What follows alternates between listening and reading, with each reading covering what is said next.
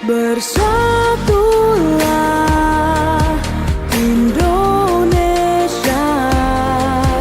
jangan pernah terpecah belah.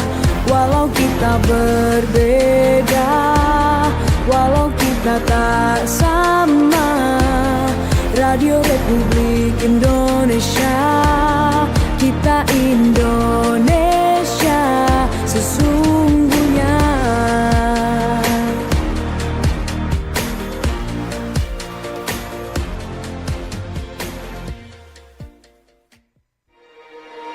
Bersatulah Indonesia, jangan pernah terpecah belah. Walau kita berbeda, walau kita tak sama, Radio Republik Indonesia, kita Indonesia sesungguhnya.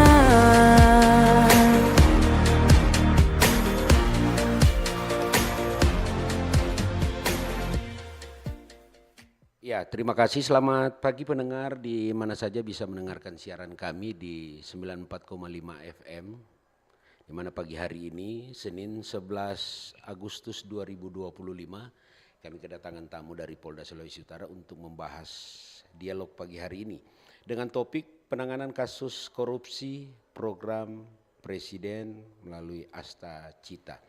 Nah, kami sudah ditemani oleh AKP Dr. Rusli Ruben SHMH, beliau selaku Kanit 1 Subdit Direktorat Tipikor Polda Sulut Satuan Reserse Kriminal Khusus. Selamat pagi Pak Ruben. Selamat pagi Pak Meki. Ya, apa kabar pagi hari ini? Sehat. Sehat. Sukses. Sehat. Ya. Terima kasih. Kami ingin dari RRI ingin bertanya langsung, bagaimana sih proses penanganan kasus korupsi yang sejak dari tahun 2025 ini gencar, dari bulan Januari gencar yang ditangani oleh Polda Sulawesi Utara. Bahkan informasi yang kami dapat itu ada beberapa kasus yang ditangani, namun step by step kasus-kasus ini akan diselidiki dari.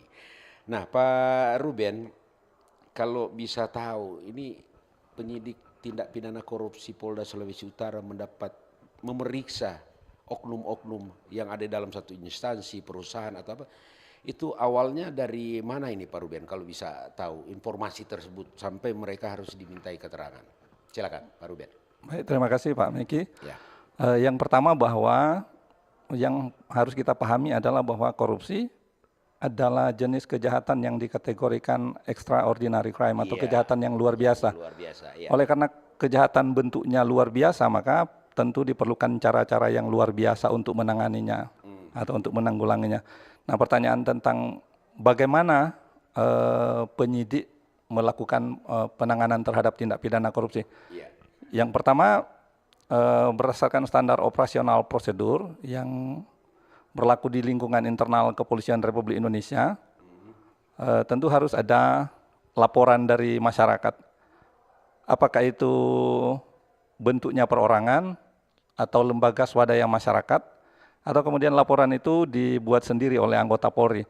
Atas dasar laporan dimaksudlah kemudian proses penyelidikan dan berlanjut kepada penyidikan itu akan dimulai. Demikian Pak Mekri. Proses laporan yang dibawa oleh masyarakat atau mungkin LSM, prosesnya seperti apa? Mungkin jangan sampai mereka hanya bawa sistem katanya-katanya. Tentu mereka membawa data ya, atau seperti itu. Jadi begini, sebenarnya ada peraturan pemerintah nomor 43 2018 tentang mekanisme menyangkut laporan tentang tindak pidana korupsi oleh masyarakat. Iya. Nah, jadi kalau diatur dalam aturan dimaksud, laporan itu bisa dilakukan secara lisan, jadi masyarakat boleh datang kemudian melaporkannya kepada anggota Polri, atau bisa juga laporan itu sudah dibuat dalam format tertulis yang kemudian disampaikan kepada kami di Kepolisian Polda Sulawesi Utara atau di Polres. Laporan itulah yang nanti akan ditindaklanjuti. Ya, Dan mereka pembawa informasi memberikan laporan ini tentu dirahasiakan. Ya, dalam undang-undang tindak pidana korupsi, penyidik, jaksa penuntut, bahkan hakim sekalipun itu memang dilarang untuk menyebutkan identitas pelapor. Identitas pelapor. Tapi tentang orang yang melaporkan kepada kita, dia harus memiliki identitas. Ya, Bahkan diatur minimal dia memiliki fotokopi kartu tanda penduduk. Tapi tidak usah takut karena nanti penyidik itu tahu persis apa yang akan dilakukan. Termasuk tidak mungkin nanti akan dibocorkan kepada pihak lain. Pihak gitu. lain, oke. Nah sekarang kalau sudah masuk di istilahnya di meja tipikor dalam satu laporan ini, bagaimana ceritanya? Mungkin ditindak lanjut. Banyak kan di istilah akan ditindak lanjut. Nah istilah tindak lanjut ini bagaimana? Jika ada laporan yang masuk dari masyarakat, maka yang dilakukan oleh penyidik, yang pertama melakukan apa yang disebut dengan pengumpulan bahan keterangan atau full bucket. Full bucket. Nah dalam full bucket itu kita akan mengumpulkan misalkan surat-surat atau dokumen-dokumen yang ada hubungannya dengan tindak pidana yang dilaporkan oleh pelapor tadi. Iya. Kemudian juga akan melakukan wawancara, lalu ada juga yang lainnya misalkan kalau objek yang dimaksud misalkan seperti bangunan-bangunan, penyidik dapat melakukan pemeriksaan. Turun lapangan. Objek, ya, turun lapangan lah istilahnya. Seperti itu Pak Miki. Ya, kalau umpamanya ada satu instansi pemerintah yang dapat laporan dugaan korupsi. Nah tadi sudah sampai di turun lapangan di sana. Nah mula awal dari pertama itu yang harus dimintai keterangan dengan objek tersebut siapa itu yang dipanggil? Kalau dia bentuknya adalah proyek misalkan infrastruktur gitu ya, yang akan dimintai keterangan yang pertama tentu adalah kontraktornya karena pihak yang mengerjakan. Kemudian pihak yang terkait dengan itu misalnya pejabat pembuat komitmen BPK-nya. Ya. Nah setelah pihak-pihak ini dimintai keterangan, kita juga akan meminta dokumen karena ada analisis dokumen terhadap data-data, misalnya bagaimana mekanisme tender dan lain sebagainya dilakukan. Seperti itu. Nah selanjutnya kalau memang sudah terbentuk dalam satu berita acara, mungkin sudah melakukan pemeriksaan-pemeriksaan, panggilan-panggilan saksi. Biasanya tipikor ini dia paling lambat sekali untuk dalam proses. Bisa-bisa makan waktu berapa lama? Tergantung tingkat kesulitan perkara. Memang tindak pidana korupsi itu agak berbeda dengan tindak pidana lain. Maka prinsip ketelitian, kehati-hatian dalam sebuah proses itu penting. Karena ada aturan yang menjadi rambu-rambu yang tidak boleh dilanggar oleh penyidik begitu. Nah dalam proses operasional prosedurnya atau standar operasional prosedur memang diatur dari full bucket kepada penyelidikan, kemudian baru naik ke tahap penyidikan. Misalkanlah tadi dalam proyek infrastruktur misalnya, setelah kita memeriksa pihak-pihak yang disebutkan tadi, kita kan perlu menghitung jumlah kerugian keuangan negara. Karena yang harus dipahami bahwa korupsi itu adalah delik material di mana akibat yang timbul sudah harus nyata. Misalkan dalam penerapan pasal 2. Nah kalau kemudian kita memerlukan jumlah atau berapa banyak kerugian keuangan negara yang timbul, kita juga akan melibatkan instansi lain, misalnya BPKP atau BPK, untuk membantu penyidik Polri dalam hal melakukan audit terhadap kerugian keuangan negara.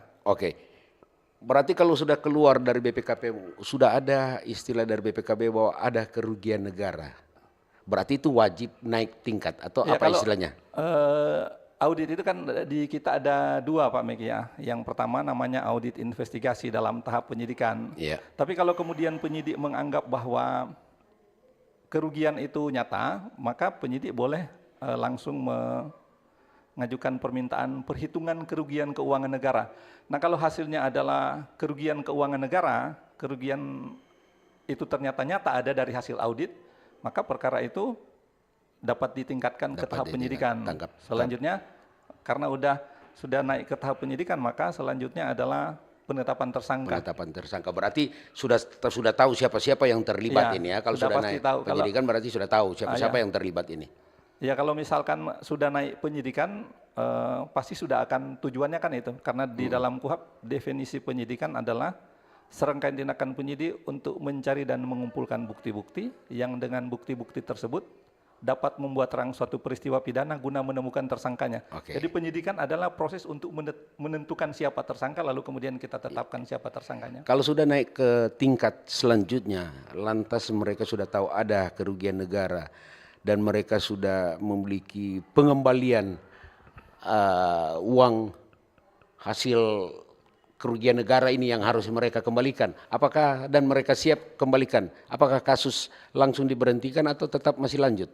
Di dalam undang-undang tindak pidana korupsi sendiri sebenarnya ada pasal yang mengatur bahwa pengembalian kerugian keuangan negara tidak menghapuskan pidananya. Jadi ya, tetap itu. jalan. Tetap bisa diproses. Iya, kalau tetap penyidik diproses. menghendaki. Meskipun nanti mungkin di belakang nanti ada urusan-urusan lain, mungkin karena kembalikan ya, mungkin ada potongan umpamanya biasa hukuman sekian dapat sekian. Seperti itu ya. Itu pertimbangan nanti dalam sidang. Itu pertimbangan.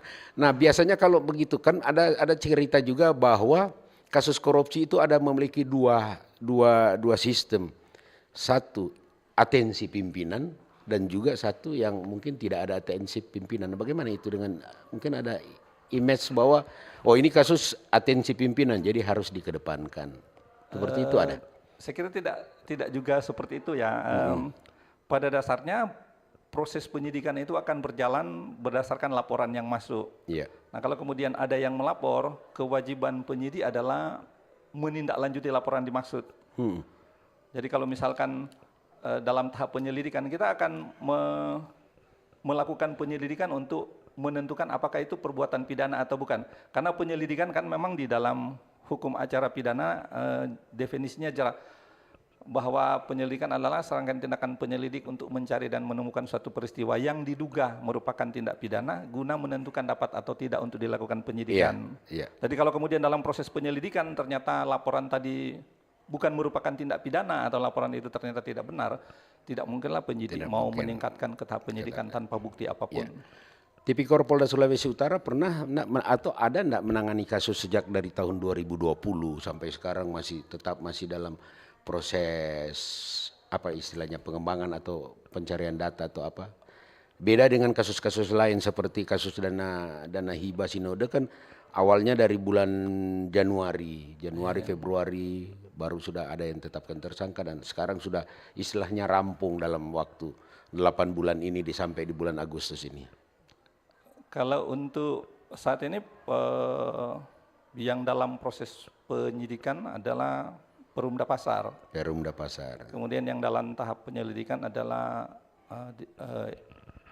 Dinas Kominfo. Itu kan laporan-laporan yang masih baru tahun 2025.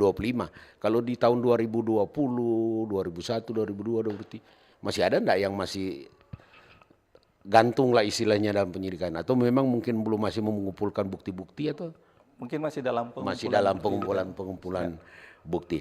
Oke, pendengar atau pemirsa juga kami sebentar juga kami akan menerima informasi juga dari pendengar masyarakat lewat telepon, nomor telepon 082195835080. Pendengar juga bisa bertanya langsung lewat WA, mungkin bisa dan kami akan memberikan kesempatan bagi Pak Kanit satu untuk bisa menjawab. Mungkin ada pertanyaan-pertanyaan dari masyarakat yang bisa mendengarkan langsung dari 94,5 FM dan juga ada live YouTube RRI Manado.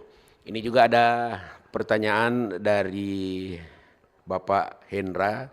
Di kasus sinode banyak dari pendeta, mungkin juga tokoh agama lain setelah pelayanan atau ibadah diberi persembahan kasih oleh jemaat dan apakah itu masuk kategori korupsi? Kalau iya, kenapa itu didiamkan? Ini ada pertanyaan juga dari Bapak Hendra, mungkin ya ada di Manado, mungkin bisa menjawab ini Pak Kanit. Terima kasih. Pak Hendra, kira-kira kalau kita mempelajari undang-undang tindak pidana korupsi, dalam manual booknya KPK itu ada 30 jenis tindak pidana korupsi.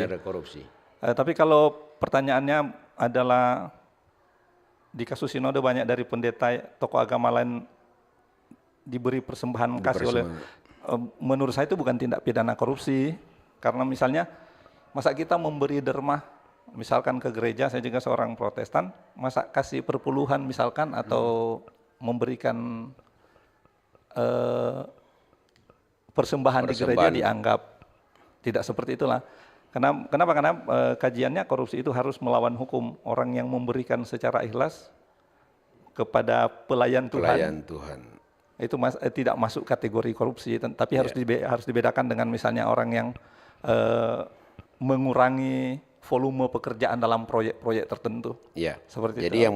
Maksudnya yang masuk dalam kategori korupsi itu dia seperti, kita ambil contoh aja Sinode Gemim ya. Iya. Itu mereka menggunakan mungkin uang dana hibah, dana dari pemerintah menyerahkan, ya itu mungkin ada kategori penyalahgunaan. Tapi kalau masalah dengan adanya pemberian derma kepada para rohaniwan yang mimpin ibadah, tentu itu secara pribadi tidak masuk ke situ. Nah mungkin juga kasus-kasus lain korupsi juga kan, batas yang masuk kategori korupsi itu nilai berapa itu Pak? Yang bisa dikategorikan bahwa ngana korupsi, ngana harus dimintai keterangan, ngana harus diperiksa. Undang-undang tidak pidana korupsi tidak memberikan batasan berapa rupiah yang diselewengkan. Taruhlah sekarang kalau kita pendekatan perundang-undangan, misalnya kalau menggunakan pasal 2 kan unsurnya setiap orang yang secara melawan hukum dengan maksud memperkaya diri sendiri atau orang lain. Nah dipidana karena korupsi seperti itu. Jadi tidak menentukan berapa besar nominal kerugian uangnya. Jadi mau 100.000, 100 juta sama, tapi kan bisa dilihat dulu, masa kalau 100.000 bisa dikategorikan dikategorikan korupsi ya Pak? Dikategorikan korupsi. Ya. Dan juga kan banyak sekarang juga kan masalahnya tentang dana-dana desa. Dana desa enggak pernah kita dengar masuk di Polda. Ada? Kalau di Polres-Polres ya, di Polres-Polres kan penanganan korupsi tidak hanya ditangani oleh Polda. Misalkan kemarin dari Polres Sangihe ada yang sudah P21 dan mungkin sedang sidang itu. Iya. Jadi penanganan korupsi memang tidak hanya bertumpu di Polda, di wilayah-wilayah pada satuan Polres itu ada satuan tindak pidana korupsi dan mereka banyak yang melakukan penyidikan itu. Oke, kalau mungkin di Polres juga ada, di Polda juga ada. Semestinya budget untuk penerimaan dana kasus korupsi Polda Sulut sebesar apa? Harus ada nominasi, mungkin 1 miliar ke atas Polda Sulut, 1 miliar ke bawah di Polres. Seperti itu. Apakah penyidiknya sama tidak, SDM-nya penyidik? Rata-rata penyidik tindak pidana korupsi di tingkat Polres itu berpendidikan S1, bahkan ada yang S2. S1 ya, memang S1, S2, tapi mungkin kelengkapan mereka. Kalau Polda kan mungkin, Polda sendiri untuk unit atau subdit tipikor itu ada berapa unit? Kita ada 4 unit sekarang. 4 unit, berarti bisa bagi unit 1 pegang kasus ini, 1, 2, 3. 1 unit berapa personil? Di unit saya sendiri ada 8 banyak penyidik. Sekali. Ya.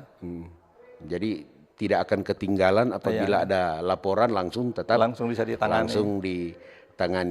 Nah, kalau ada enggak kita dengar juga ada kasus-kasus yang titipan, kasus korupsi yang jadi titipan. Maksudnya titipan seperti apa itu Pak? Seperti kembali tadi, kasus ini diatensi karena ada titipan. Oh ya, kalau misalkan ada penanganan perkara di tahun-tahun sebelumnya yang belum selesai, pasti tahun ini nanti tetap akan ditangani. Harus dituntaskan, karena kalau tidak ada laporan masuk, pas ada audit dari Irwasum nanti akan ditagih penanganan perkaranya seperti apa. Karena setiap 3 bulan, saya dengar juga tiap 3 bulan ada yang diaudit kinerjanya penyidik, apakah dia bekerja atau tidak, seperti itu. Atau mungkin karena kasus ini menonjol di publik, sampai kasus ini didahulukan. Salah seperti itu. Oke, kami masih menunggu juga di WA di 082195835080. Mungkin siapa saja yang bisa melihat langsung di lewat live YouTube RRI Manado dan mendengar langsung di 94,5 FM. Kami menunggu pertanyaan juga dari Anda dan mungkin langsung bisa dijawab oleh Kanit 1 Subdit Direktorat Tipikor Polda Sulut AKP Dr. Rusli Ruben SHMH. Nah Pak, untuk kasus-kasus korupsi juga kedapatan dari penyidik sendiri ada enggak yang istilahnya penyidik yang turun lapangan langsung tanpa ada laporan-laporan masyarakat? Bisa saja. Kasat mata lah istilahnya. Karena KUHP sendiri tidak membatasi tentang laporan. Kita pendekatan perundang-undangan ya begitu maksudnya. Di dalam ketentuan umum KUHP misalkan dibuat definisi laporan adalah pemberitahuan yang disampaikan oleh seseorang karena hak dan kewajiban berdasar undang-undang kepada pejabat yang berwenang tentang telah atau sedang atau diduga akan terjadi peristiwa pidana. Jadi penyidik bisa kalau kemudian menemukannya sendiri lalu membuat laporan sendiri. Kasat mata cuman kebetulan lewat melihat ada gedung ini sudah 3 tahun tidak ada selesai perlu tanya coba sidik sendiri. Bisa itu ya? Bisa. Tanpa ada laporan dari masyarakat. Tanpa ada laporan. Oke. Ya, kita ini ada dari Ibu Aprili ini di Kombos, bagaimana nasib barang bukti korupsi? Bisakah barang atau uang sitaan hasil korupsi dimasukkan sebagai PAD di daerah, dan mungkin saran saja agar undang-undang perampasan aset bagi koruptor segera disahkan. Terima kasih. Ini tanya tentang barang-barang bukti ini. Mungkin Ibu April ini dari Kombos bertanya ini tentang barang bukti begitu disita. Dikemanakan ini barang-barang bukti ini Pak? Di Indonesia khususnya di rekan kami di Kejaksaan ada Rukbasan ya sekarang namanya. Rumah penyimpanan barang rampasan. Semua hasil-hasil kejahatan itu masuknya ke sana.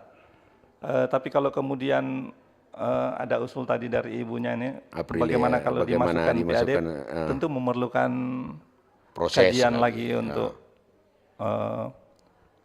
seperti apa, karena semua barang-barang itu kan nanti ada kepada jaksa penuntut sebagai eksekutor atas pelaksanaan proses barang-barang hukum. Tersebut juga kan mereka akan hadirkan di persidangan nanti. Di persidangan. Ya, jadi kan Polda Sulut begitu mendapat laporan dan begitu selesai itu dikatakan seperti P19 itu. Yang dimaksud dengan P19 berarti berkas perkara dikembalikan dan harus dilengkapi. Harus dilengkapi. Dalam proses penyidikan, setelah proses penyidikan itu selesai, penyidik akan melimpahkan berkas perkara kepada jaksa penuntut umum sebagai pemilik perkara. Nah, dalam praktek peradilan kemudian ternyata ada hal-hal yang perlu dilengkapi oleh penyidik. Kurang. Ya, ada yang kurang. Misalnya jaksa penuntut untuk kepentingan beliau-beliau di sidang, karena yang akan maju mewakili negara kan jaksa penuntut. Dia minta diperiksa si A, si B, atau minta dicarikan bukti surat ini dan surat itu. Penyidik harus memenuhi itu. Itulah yang dimaksud dengan P19. Nah, setelah dipenuhi oleh penyidik, baru kemudian dikirimkan balik. Itu memang mekanisme penanganan perkara. Memang harus seperti itu. Ada katanya sampai P18 itu yang berulang kali itu. Ya, P18 dengan P19 sebenarnya hampir sama ya. P18 itu kan pengembalian berkas perkara. Sementara P19 itu adalah ikutan dari P19. Di P19 berisi misalkan ada 10 item yang harus dipenuhi penyidik. Iya, tapi penyidik baru kasih 8 umpamanya, padahal harus 10. Nah, ya seperti itu. Dan mungkin begitu P21, begitu P21 berarti sudah dinyatakan lengkap. Dan kalau sudah P21 atau perkara itu dinyatakan lengkap, maka kewajiban penyidik menurut hukum acara adalah menyerahkan tanggung jawab tersangka dan barang bukti kepada jaksa penuntut umum. P18, P19, P21, itu artinya apa? P ada 21 atau apa? Nah, itu adalah produk surat dari kejaksaan, surat yang pengembalian berkas perkara diberi kode P. Kode P aja. Kirain orang banyak kita juga pikir namanya P itu huruf P ada 21. Apa P ini P itu dah. Kode surat aja ya. Dan begitu P21 semacam kemarin juga. Masuk ke tahap 2. Penyerahan tersangka dan penyerahan dan nah kembali seperti Ibu sebutkan tadi, penyerahan tersangka dan barang bukti bukan hanya tersangka yang diserahkan, tapi juga bersama barang bukti yang ditemukan Polda Sulut dalam pemeriksaan, diserahkan ke kejaksaan. Itu yang akan menjadi bukti-bukti nanti pengadilan termasuk uang mungkin uang hasil kejahatan tadi. Dan mungkin seperti Ibu menyebutkan tadi, bahwa apakah uang ini masuk ke PAD, tentu dari pihak penyidik Polda Sulut tidak sampai ke situ untuk menjawab. Tapi itu tergantung dari kejaksaan nanti kan, apakah itu mau kembalikan ke negara atau mau dimusnahkan kan tidak mungkin. Kalau barang-barang bukti dari hasil korupsi yang harus dimusnahkan itu ada enggak? Kalau uang kan tidak mungkin. Kalau uang kan tidak mungkin. Proyek-proyek sepertinya kasuistis ya. Alat-alat? Kalau alat-alat yang digunakan untuk melakukan korupsi kan surat-surat. Surat-surat itu ya. Kalau sebagian besar, kemudian mungkin bisa saja handphonenya. ya. Jadi kasuistis mungkin kalau sampai dengan hari ini sepertinya sih Tidak ada, belum pernah ada. karena paling banyak bukti Barang bukti dari kasus korupsi harus dimusnahkan. barang bukti yang disita paling banyak tuh duit. Dan Maka itu harus kembali kepada negara. Yang dimaksud dengan kembali ke negara apa itu? Itu dirampas untuk negara maksudnya. Jadi kembali masuk ke rekening negara. Dengan penetapan pengadilan itu dikembalikan kepada negara. Dikembalikan kepada negara. Berarti uang ini masuk ke rekening negara. Iya. Dan kalau kita di kepolisian kan ada RPL, rekening penampungan lainnya. Nah duit itu masuk ke situ. Mungkin juga rekan-rekan kami dari kejaksaan punya rekening itu dan semua ditampung di situ. Semua tampung di situ. Untuk keamanan dana dimaksud. Oke. Ibu Aprilia yang dari Kombos tadi sudah bisa mendengar jawaban dari Pak AKP Dr. Rusli Ruben yang sudah menyampaikan. Nah, memang itu adalah keputusan barang bukti harus dibawa juga. Nah, ini juga ada dari Agustin Dumanau mengenai korupsi, ingin bertanya, pertanyaannya bagaimana kalau dana Bundes sudah tidak jalan sedangkan dana Bundes itu ada banyak yang sudah dipinjamkan kepada orang tertentu dan tidak lagi dikembalikan kepada oknum yang meminjam, bagaimana dengan itu dana? Oke, ada telepon? Oke. Sebentar nanti kita terima dulu penelpon ya. Ini ada penelpon sebelum kita menjawab ini Pak Ibu dari narasumber Agustin Dumanau. Kita terima dulu telepon. Halo, selamat pagi.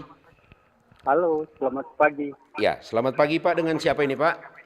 Dengan Pak Jeffrey dari Bitung. Oh, Jeffrey Bitung. Silakan Pak Jeffrey Bitung. Iya, selamat pagi. Selamat pagi narasumber. Ya, silakan Pak Jeffrey. Pak. Iya. Mau bertanya ini. Ya, silakan. Kalau misalnya proyek salah bangun itu apakah itu masuk korupsi? Proyek salah apa ini Pak? Proyek salah apa ini Pak Jeffrey? Proyek salah bangun begitu Pak. Proyek salah bangun. Iya, proyek pemerintah salah bangun. Sebenarnya termasuk korupsi lagi Pak. Jadi seperti di sini Patoran di Bitung, terowongan kecil Pak. Sebenarnya di terowongan jalan tol yang lain kan besar. Oh. Tapi Patoran sini kecil. Jadi diduga salah membangun ini jalan tol, terowongan. Iya, artinya terowongan itu kelihatannya salah bangun. Jadi itu merugikan rakyat toh Pak. Iya. Iya. Baru ada lagi di Kabupaten Sitaro, Iya. Pelebuhan. Pelebuhan katanya nggak dipakai karena salah bangun. Padahal kan membangun proyek besar dengan miliar begitu, so ada arsitek, toh Pak. Iya. Sudah Ya, ada masa penggunaan kalau anggaran. salah bangun? Jadi Pelebuhan itu kan di Kabupaten Sitaro di Siau Selatan itu di Kampung Sawah. Iya. Tidak dipakai Oke. karena dorang bilang kata kalau kapal mau bersandar setengah mati kata. Oh. Jadi dorang bilang kesimpulannya itu Pelebuhan salah bangun. Salah bangun. Jadi itu apakah termasuk korupsi atau bagaimana Pak? Kami Oke. masyarakat kan Nanti coba nanti penjelasannya. Jadi mau kalau dijawab boleh, Pak Rusli. Pak, kalau memang itu ada unsur korupsi, tolong itu diselidiki Pak. Oke. Baru kedua, Ketiga. apakah termasuk korupsi atau bagaimana Pak? Apa? Kalau Nanti coba nanti. Halo Pak Jeffrey dari Bitung, bagaimana Pak? Pak Jeffrey. Oke. Nah ini ada pertanyaan dari Pak Jeffrey, kalau pembangunan salah bangun apakah itu masuk kategori korupsi? Nah kita terima lagi satu dulu penelpon biar supaya sekaligus dijawab. Halo selamat pagi. Halo pagi, Ya dengan siapa ini Pak? Pak Ed Detailing. Pak Ed Detailing, silakan Pak Ed. Iya, Silakan Pak Ed. mau tanya Pak narasumber. Heeh. Ini terkait dengan kan terang tahu itu di Malalayang itu yang paling ujung itu di dekat Bobocak sana di muka pom bensin. Iya. Itu kan ada proyek yang so lama tabadiam toh. Dan ada pengeluaran-pengeluaran juga itu yang dari pekerja-pekerja kan bilang dalam gaji tidak terbayarkan dan lain sebagainya. Artinya kan berarti pengeluaran keuangan di situ kan Anda tahu apakah itu jalan bagus atau bagaimana sementara proyeknya sudah tertata begitu. Proyek apa Bagaimana yang ada di kasus Malalayang? korupsikah di situ? Proyek apa? Itu yang itu di pinggir-pinggir pantai yang itu, yang sekarang Pembatas rupa air. tabiar begitu. Oh ya, oke. Iya, Cuman itu Pak Ed? iya. Itu saja, makasih. Oke.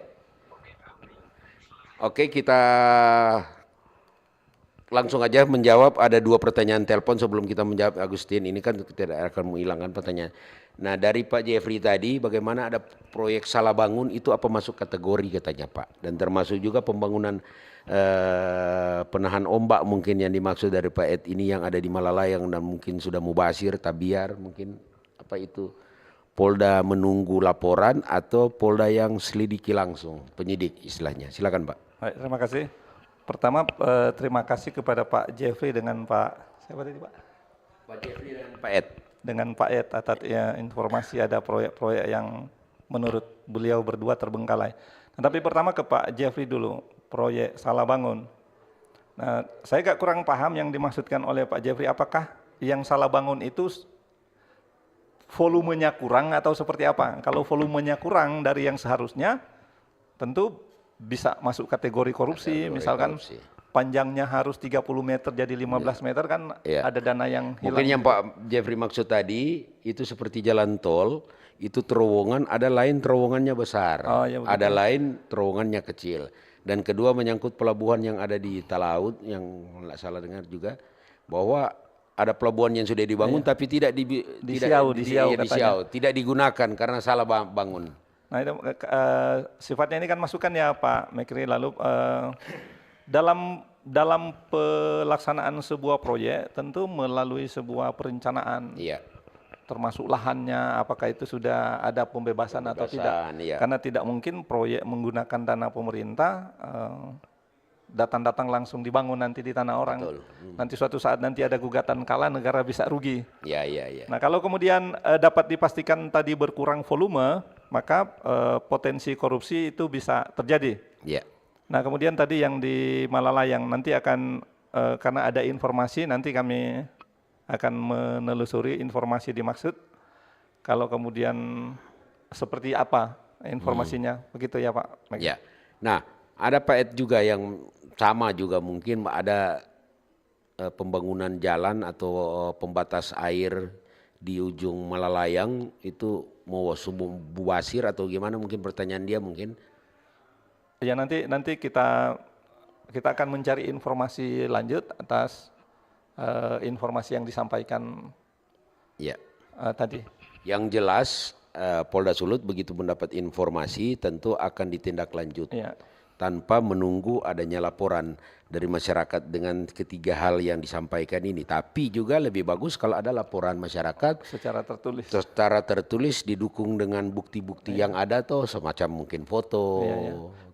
Itu tadi yang saya bilang di dalam peraturan pemerintah 43 2018 tentang pengaduan tindak pidana korupsi, memang dia harus, kalau kemudian dia mau membuatnya, dia bisa membuatnya secara tertulis dengan melampirkan fotokopi KTP-nya dan dikerahkan ke kita. Biar supaya bersama bukti-bukti yang beliau miliki. Iya, biar supaya informasi ini jelas, bertuan lah istilahnya. Ada kan juga tiba-tiba istilah seperti dulu kan laporan tipikor tapi tidak tahu pengirimnya siapa, tidak tahu siapa.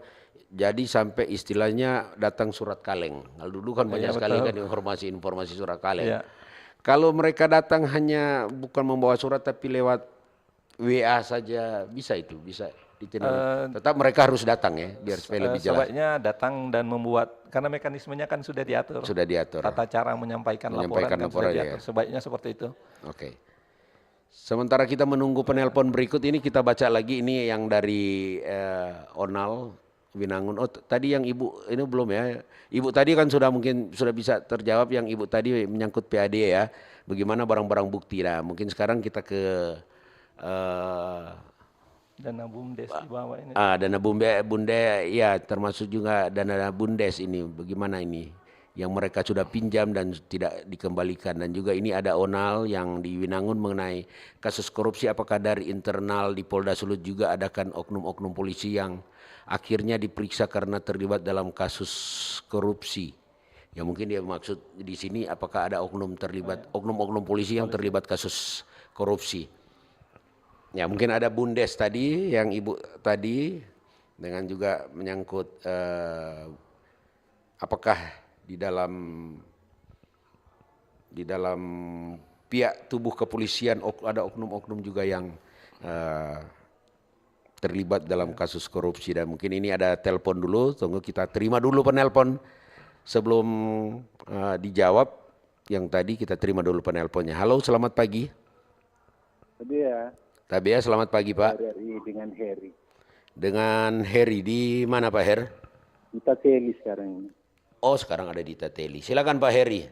Iya, selamat pagi Bapak-Bapak narasumber. Selamat pagi Pak Heri. Semoga sukses, semangat, sehat-sehat selalu. Terima kasih Pak Heri. Iya. Semoga tidak ada tebang pilih, harus diberantas. Karena terlalu kentara masalah dengan korupsi ini, terlalu nyata. Ya pertanyaannya Tadi Pak Heri. berbicara ada proyek-proyek terbengkalai. Ringrok 3 Pak gimana? Anggaran itu bukan kecil. Besar, kenapa sudah terhenti? Ada isu, anggarannya dipindahkan. Pindahkan kemana? Dan kenapa seperti itu? Jadi harapan kita sebagai masyarakat, harusnya semua itu harus transparan. Termasuk juga dari narasumber, mungkin dari pihak kepolisian, harus proaktif Pak. Ada rasa ketakutan masyarakat, begitu mau datang melapor secara fisik, ada keraguan, dipersulit. Jadi kenapa? Harus proaktif, sudah lihat, sudah nyata. Diperiksa, ditelusuri saja. Supaya tidak ada kesan-kesan, Jadi kepercayaan masyarakat yang perlu dibangun kembali karena jujur dengan kepercayaan masyarakat. Pak Heri, apakah ada laporan secara kasat mata yang Pak Heri lihat dan itu mungkin disampaikan? Silakan Pak Heri. Saya apalagi kalau mau berbicara di sini tidak terlalu Saya ada sifat keraguan. Jadi ya tentu karena hadirnya dari narasumber itu yang saya katakan tadi, proaktif. Oke. Karena nyata. Coba diselidiki, di survei itu masyarakat itu. Oke Pak Heri, topik kita pagi ini menyangkut penanganan kasus korupsi program Presiden Astagita. Jadi kalau mungkin Pak Heri ingin bercerita tentang UNAP, kan mungkin kita ambil waktu. Yang di pusat sana, seperti apa yang terjadi sekarang ini, seperti apa. Jadi itu kepercayaan. Sistem harus terbuka. Presiden juga sudah bersumpah kepada rakyat akan merubah semua aturan-aturan undang-undang yang ada. Rakyat menunggu, jangan terlalu panjang. Terima kasih. Terima kasih Pak Heri. Kita tutup dulu untuk penelpon. Kita juga ini sudah dapat 3. Jadi ini sudah masuk penanya yang ketiga lewat WA. Marsendi Pangadongan ya. Kenapa hukum di Indonesia berat sebelah? Saya lihat ada nenek yang mencuri kayu bisa dipenjara 5 tahun, namun tersangka korupsi yang dirugikan negara hingga ratusan triliun hanya dipidana 6,5 tahun. Oke Pak, dijawab dulu. Mungkin tadi menyangkut Ibu pinjaman tadi. Gimana? Tadi kan maksud penanya lewat PA adalah badan usaha milik desa. Usaha milik desa. Bahwa di desa-desa memang ada badan usaha milik desa yang dikelola oleh desa. Iya. Nah, tapi kalau saya agak kurang paham dari penanya karena beliau tadi menulis tentang pinjam meminjam uang. Iya. Nah, kalau kemudian pinjam meminjam itu ternyata penyelesaiannya adalah secara perdata, karena dia dipinjamkan begitu ya. Beda dengan uang koperasi, itu, BUMD, lalu digunakan untuk kepentingan sendiri misalnya, dibelikan mobil, dibelikan tanah. Tapi kalau kemudian pinjaman yang terlambat dikembalikan misalkan, sama lah kalau kemudian ke bank orang minjem tapi lambat pengembaliannya. Tentu Kan tidak mungkin dipidana. Iya, kena bunga ada. Yang ada dia kewajibannya membayar pokok beserta bunga. Iya. Karena memang itu kesepakatan para pihak. Oke. Seperti itu. Nah, seperti Pak Onal Winangun juga yang mengenai kasus apakah secara nasional kan barangkali bukan rahasia publik bahwa Polri juga melakukan pembenahan. Iya. Ada polisi-polisi yang dipenjara yang terlibat tindak pidana korupsi. Jadi oknum ya, oknumnya. Oknum. Polri juga selain keluar juga ke dalam juga sangat ketat begitu ya. Iya. Apalagi Pak Kapolda ini sangat ketat dengan anggota. Ya. Apabila melakukan pelanggaran gergaji. Pasti akan ditindak. Langsung digergaji. Iya. Nah, mungkin ya dengan ibu ini yang ada 5 tahun, dia ingin bertanya kenapa ibu si Oma mencuri kayu penjara 5 tahun, sedangkan yang pencuri mengambil uang rakyat triliunan hanya dipidana sekian tahun, tidak seimbang mungkin ya. Ini kan kasus kayaknya kasus yang terjadi di Jawa. Iya, kakao itu ya. Kakao ya. Nah, kan ini yang dipersoalkan vonisnya Pak Mekri ya, sehingga bagi di luar konteks tapi mungkin tidak bijak lah kalau saya menjawab apa yang sudah diputuskan. Karena bukan ranahnya dari penyidik. Ya, oke Pak. Kalau memang bercerita tentang juga penyidikan juga, semestinya itu sanksi mereka di pengadilan itu berawal dari BAP pertama di kepolisian kan yang memberikan BAP pertama. Banyak orang menyebutkan wah sanksinya ternyata dia nanti di pengadilan ringan karena BAP-nya lemah. Itu bagaimana itu? Tidak juga seperti itu ya. Pertama bahwa dalam proses penyidikan keterangan yang sah sebenarnya menurut hukum acara pidana adalah keterangan yang disampaikan di sidang pengadilan. Iya. Karena ia dibawa sumpah, bisa dibaca di dalam kitab undang-undang hukum acara pidana. Tentang apakah kemudian menjadi berat, apakah menjadi ringan, saya kira semua itu merupakan pertimbangan yang mulia majelis hakim. Karena memang undang-undang membolehkan untuk memberikan sanksi yang memberatkan, kemudian yang meringankan misalkan. Ya. Kalau yang terperiksa di BAP kepolisian dia menyebutkan dan nanti di pengadilan dia tidak menyebutkan, bahkan dia menuduh lain, apa bisa disinkronkan? Wah, di BAP kamu katakan ini tapi di pengadilan dia katakan lain, bisa itu? Iya, dalam praktek peradilan itu sering terjadi Pak Mekri. Jadi terkadang penyidik yang melakukan pemeriksaan, namanya kita menyebutnya saksi verbalisan. Jadi ketika seorang yang di hadapan penyidik dengan berita acara pemeriksaannya, keterangannya adalah begini-begini, tapi begitu di pengadilan menjadi begitu-begitu misalkan. Maka majelis bisa meminta supaya penyidik yang memeriksa tadi dihadirkan dalam sidang pengadilan. Menjadi saksi di dalam sidang. Akan ditanyai sehubungan dengan bagaimana sih cara Anda memeriksa orang ini, kenapa keterangannya begini dulu, sekarang jadi begini. Tapi kan mereka begitu di BAP dari pihak penyidik kepolisian kan mereka tanda tangan, menerima. Ya makanya perlu dikonfirmasi dan saya juga karena berbasic penyidik sering mengalami hal seperti itu.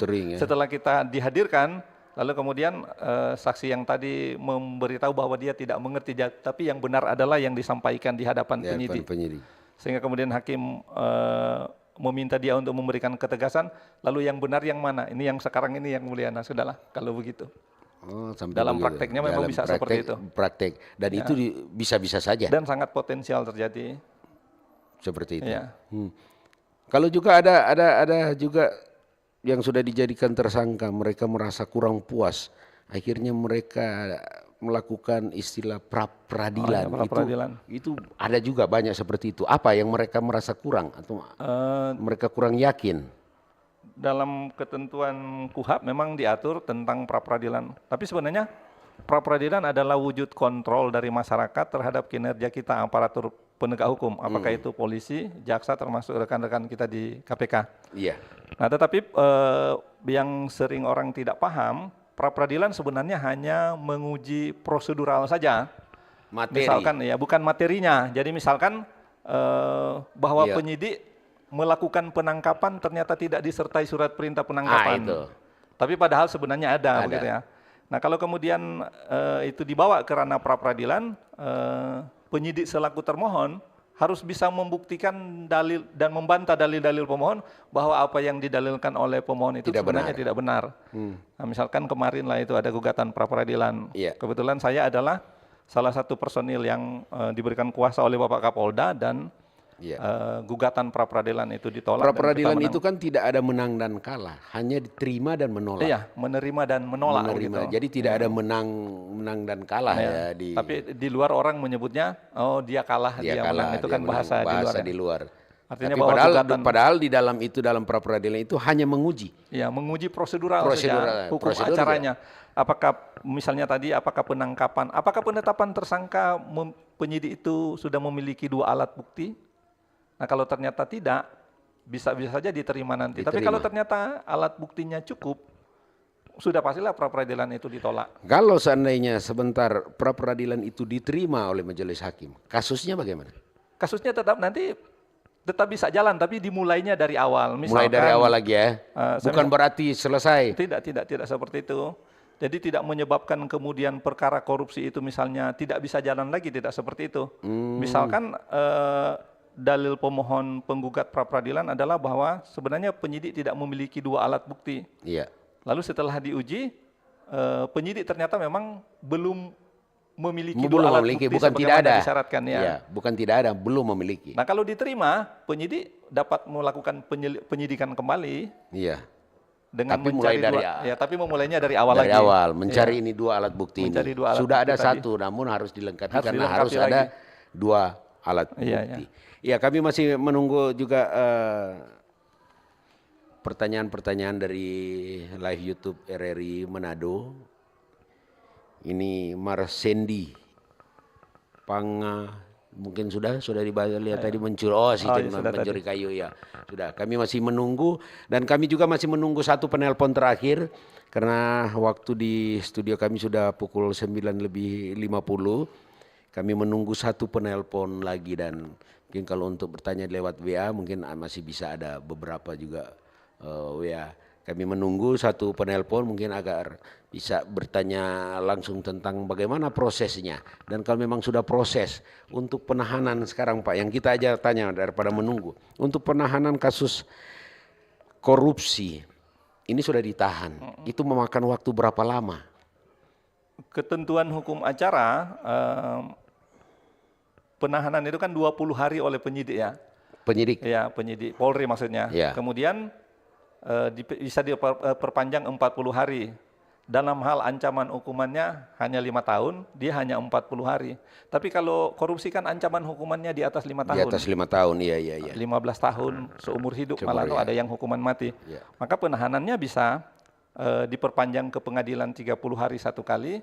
Kemudian kalau belum selesai lagi diperpanjang lagi 30, jadi 60 hari. Jadi 60 hari Maka total. hitungannya 60 tambah 60, 120 hari maksimalnya. Kalau kemudian dalam 120 hari perkara itu belum rampung, maka tersangka yang ditahan harus dikeluarkan demi hukum, Istilahnya apa itu? Karena habis masa penahanan, dikeluarkan demi hukum namanya. Namanya dikeluarkan demi hukum. Namun prosesnya bagaimana? Prosesnya tetap bisa jalan, penahanannya saja yang dikeluarkan. Dan itu masuk dalam itu istilahnya masuk dalam perhitungan kalau divonis 5 tahun, itu masuk. Iya. Setelah nanti perkara itu mendapatkan putusan dari pengadilan, penangkapan yang 24 jam itu dihitung, lamanya penahanan dihitung. Jadi jumlah penahanan dan penangkapan tadi kan 120 tambah penangkapan 1 hari ya. 1 hari. 121 hari. Kalau dia vonisnya setahun, dihitunglah tadi jumlah-jumlah tadi. Dipotong dengan ya. Begitu divonis Ya, dipotong dipotong masa dengan tahanan. lamanya Makanya dia sering ditahan. saya dengar kan putusan sekian tahun Dipotong potong masa tahanan. itu yang diambil dari situ. Nah, bagaimana kalau dia sakit? Itu masuk enggak dalam tahanan? Kalau sakit kan lain pertimbangannya Pak ya.